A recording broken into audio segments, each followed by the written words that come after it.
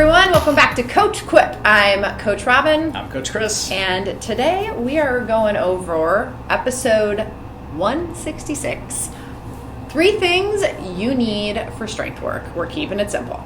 All right, so for a lot of us, it's the base building season, formerly known as the off season, but we are big fans of the rebranding because solid 2025s start right now. I think it's very true. Chicago specifically, a lot of climates that are similar to ours, they have these bookends, right? Where you start racing early spring, you have your last race late fall, and then there's this period, late fall to early spring, where people, I would say historically, have just kind of been like, I'm good. Yep. And we now know that that's actually a tremendous opportunity to build a base, do some new things, do them in different ways, and ultimately be able to start your next season stronger than truly you ended your last one without doing all the cardio. And this is where strength work really comes into play. Whoa. Okay, so without doing all the cardio, that's like going to be the big selling point, I think, for a lot of people, because a lot of people really like that off-season time, that idea of off-season, because they're burnt out. Yeah. Right? People either poorly plan their race season, they try to pack too much in at once, or they're doing their racing on top of maybe a busy life season, and then it gets to the point of burnout. So I think there is definitely a reason to do that reset, but if we can focus our energy into strength, we're going to see huge results when we start up our next season. And I think that's the piece that's most alluring about this. That's a great point. When we say strength, a lot of times athletes, they do kind of recoil. They're like, ooh. One, they're probably scared about it, which we'll get to how to make it a little bit more approachable. Mm-hmm. But also, it's like the one more thing, right? In season, it is hard to do a lot. I just had a conversation yesterday with an athlete that was like, at what point do I stop doing 2 heavy leg lifts during marathon season, right? And we looked at the build and said, okay, it's here. You could still do 2, but we're going to scale one of them for sure. It's just that it is that one more thing. And right. In this time, though, it doesn't count as one more thing because your overall volume should be pretty moderate and manageable, and definitely probably not doing as intense from a tempo and speed standpoint, right? Mm-hmm. Which means you can do a little bit more from a strength perspective, and it's not going to put you over, your max capacity of what you're able to do as an athlete, time-wise, energy-wise.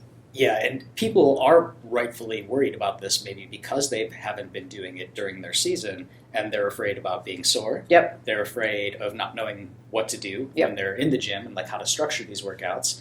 And I think it's just a little intimidating overall. Yeah, it really is. And I will say this until I'm blue in the face.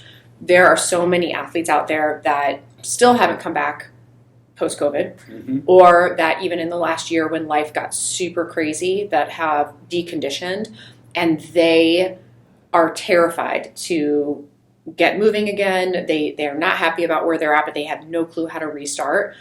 We are telling you it is strength work. There is nothing better that you can do for your body, period. I don't care what sport you play, than having a strong musculoskeletal system. Nothing. And that is coming from 2 people who do a hell of a lot of cardio. Yeah.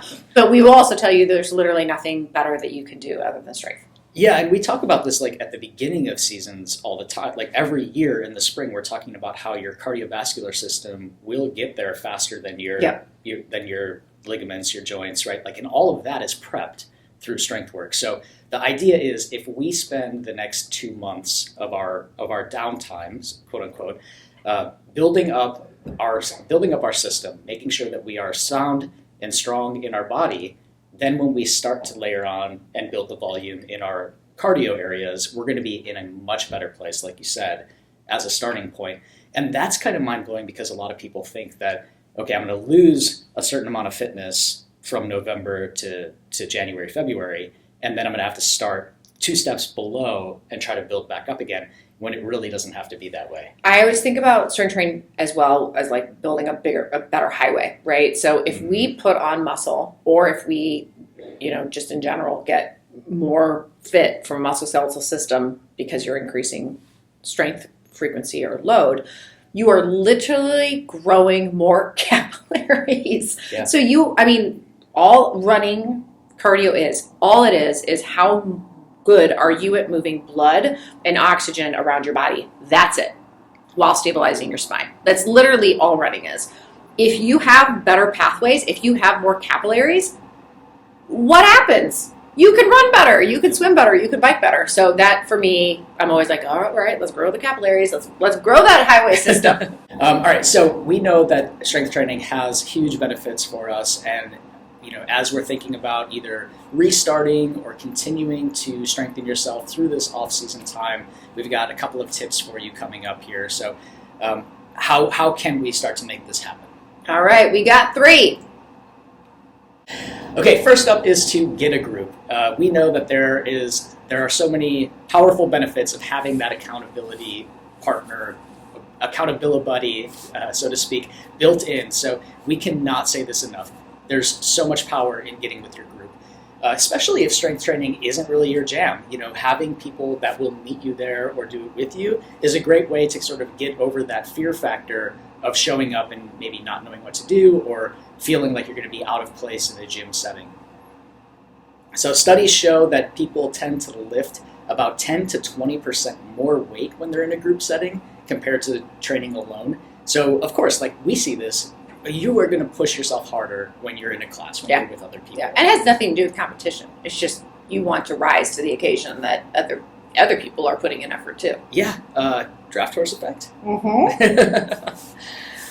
So, there's that social facilitation of harder work that happens. And we actually even see a difference between, if you were in person in a class with us versus being on Zoom doing the same class. We know that people work a little bit harder when they're present with other people, and then compare that to doing it totally solo without any watchful eyes on you, and people tend to work a little less hard in that area.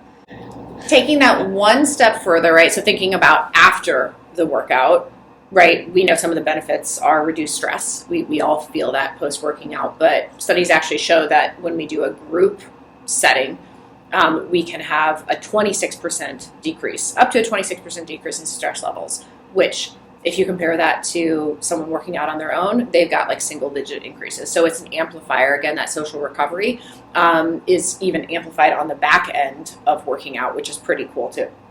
Number 2 tip. So first one, get a group. Second one, get a shoe. Specifically, get a frickin' training shoe or lose the shoes entirely. This one's really important. And it really, truly changed how, I think you were the one that was like, Robyn, where you have Metcons, girl, wear them, right? Get a strength-specific shoe. We're just going to say that one more time. Mm-hmm. Get a strength-specific shoe. You're like, oh my gosh, one more shoe. But I promise you, it will make the biggest difference. So why do we do this? A strength shoe is going to help with biomechanics of lifting, right? They're literally set up so to keep you in position to do things specifically, lower body things, more efficiently. If you are iffy on form, it's also another great way to make sure that you're stabilizing the right things. So things like squatting and deadlifts, even if you're not doing them with a ton of weight, it's important that your movement patterns are going to be as smooth as possible, and you're going to have a lot more luck doing that in a strength-specific shoe. It also helps your body fire what it's supposed to fire and not stabilize unnecessarily. I cannot tell you how many times I've been coaching a class, and specific to runners, no shade, but shade. Shade. Little shade. And you all walk in with these crazy marshmallow shoes. Yep. You know what I'm talking about, super maximalist shoes. And you're on turf that has a double gel pad underneath. And I see you in warm-up, and your ankles are like, blah, blah, blah, blah, blah, right? Like, that is not what that shoe is designed to do. You are, like on its face, I guess it's kind of good that you're stabilizing, but your body is doing all sorts of shit that it doesn't need to be doing, when in fact we're supposed to be maybe working, your glutes. Instead, your lower body is just trying to stabilize over a marshmallow. And then of course, in most cases, I'll go up to the athlete after and just say like, hey, have you thought about a strength shoe? It is not acceptable, underline bold, period. It is not acceptable to wear your broke down running shoes as a lifting shoe. Say it again. It is not acceptable to wear your broke down running shoes as lifting shoes.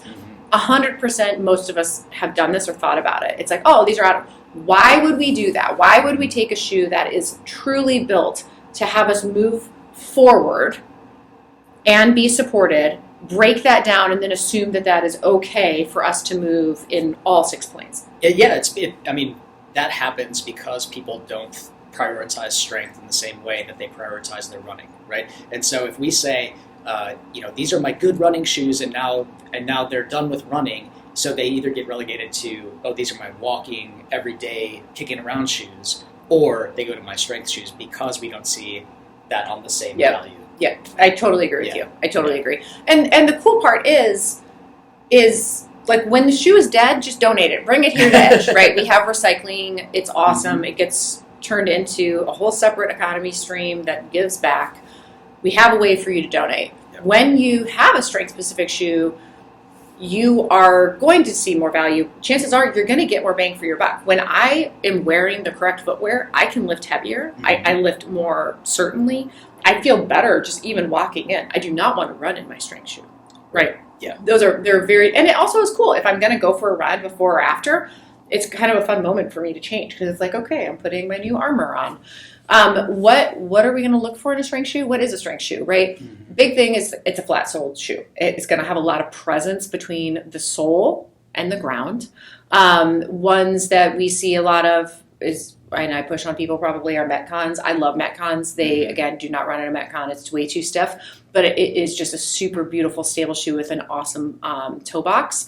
And they have a variety of different ones. They have some that have a little bit more flex to them. I like the ones that are harder soled, but, I got broke feet. You also see a lot of people using things like Converse. Yep. And there's nothing wrong with that. We want you to have presence of the ground under your feet, which, as you know, most running shoes are doing the opposite of that, right? Mm-hmm. There are also one level up from that if you're doing heavier lifts.